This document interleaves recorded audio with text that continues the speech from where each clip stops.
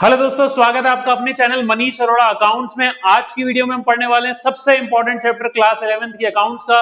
बच्चों, चैप्टर का नाम है हमारा फाइनेंशियल स्टेटमेंट्स और आज हम पढ़ेंगे इसको विद एडजस्टमेंट्स। यस बच्चों, लेकिन सबसे पहले ना आपको एक बेसिक सी बात समझनी है। क्या हमें फाइनेंशियल स्टेटमेंट्स में दो चीजें बनानी होती है। पहला ट्रेडिंग एंड पेनल अकाउंट, दूसरा इज बैलेंस शीट।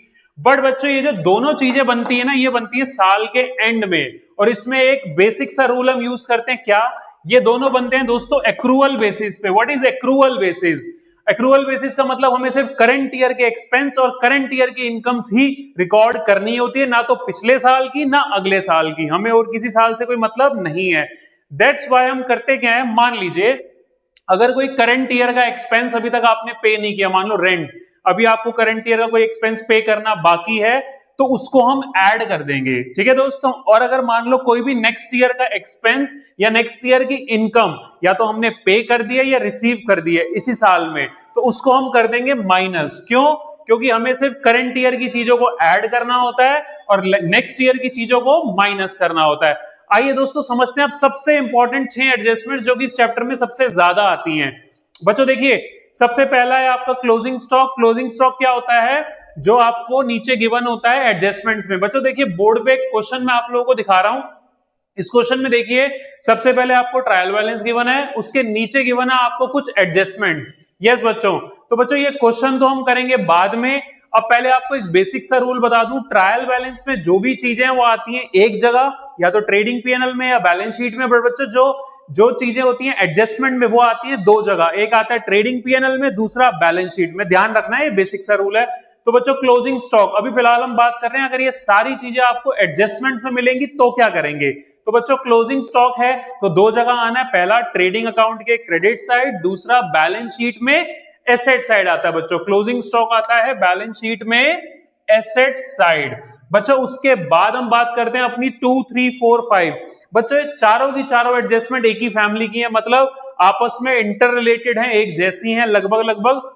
बच्चों देखो, इन चारों एडजस्टमेंट्स में आपको सबसे पहले समझना है लायबिलिटी कौन सी है और एसेट्स कौन सी है। और उसके अलावा ये जो 2 और 3 है ये होती है हमारी करंट ईयर से रिलेटेड, जो 4 और 5 है वो होती है हमारी नेक्स्ट ईयर से रिलेटेड। तो आउटस्टैंडिंग एक्सपेंस का मतलब क्या होता है? जो एक्सपेंस अभी पे करना बाकी है करंट ईयर का। बच्चों उसका दूसरा नाम भी है ड्यू बट नॉट पेड। तो करना क्या होता है? ट्रेडिंग और पीएनएल अकाउंट में आपको करना होता है डेबिट साइड प्लस, दूसरा बैलेंस शीट में आता है ये लायबिलिटी साइड। एग्जांपल ले लेते हैं रेंट, तो रेंट हमारा पीएनएल अकाउंट की आइटम है, तो प्रॉफिट एंड लॉस अकाउंट में आप क्या करेंगे? इसे डेबिट साइड ऐड कर देंगे और दूसरा बैलेंस शीट में लायबिलिटी साइड आ जाएगा। बच्चों उसके बाद थर्ड है हमारा एक्रूड इनकम। बेटा इनका दूसरा नाम मैंने रेड पेन से लिखा हुआ है, आप लोग ध्यान रखना, क्वेश्चन में कोई भी नाम यूज हो सकता है। तो एक्रूड इनकम जो करंट ईयर की इनकम कमा तो ली है लेकिन रिसीव नहीं करी, इसलिए इसे बोलते हैं अर्न्ड बट नॉट रिसीव। तो बच्चों इनकम है तो क्रेडिट साइड, एक्सपेंस है तो डेबिट साइड। ट्रेडिंग पीएनएल की बात कर रहा हूं, टीपीएल मतलब ट्रेडिंग एंड पीएनएल। तो बच्चों ये ट्रेडिंग एंड पीएनएल में क्रेडिट साइड हम करते हैं प्लस, क्योंकि करंट ईयर का है, और बैलेंस शीट में आता है एसेट साइड। नेक्स्ट पे आते हैं बच्चों, 4 और 5 दोनों लगभग एक जैसे हैं, दोनों में क्या है?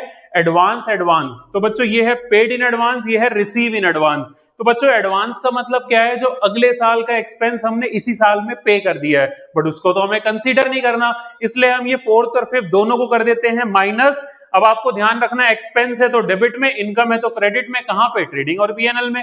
दूसरा बैलेंस शीट में एक आता है एसेट साइड, एक आता है लायबिलिटी साइड। तो बच्चों ये बहुत इंपॉर्टेंट एडजस्टमेंट है जो क्वेश्चन में आपको यूजुअली देखने को मिलती हैं। बच्चों अब आते हैं लास्ट आपकी इंपॉर्टेंट जो भी फिलहाल बोर्ड पे लिखी है, वो है बच्चों डेप्रीसिएशन। तो डेप्रीसिएशन क्या होता है? एसेट की वैल्यू कम होना। मान लेते हैं मशीनरी, फर्नीचर या बिल्डिंग जैसे कुछ एसेट्स होते हैं जिन पे डेप्रीसिएशन लगता है। तो अगर डेप्रीसिएशन एडजस्टमेंट में गिवन है तो हम क्या करेंगे दोस्तों?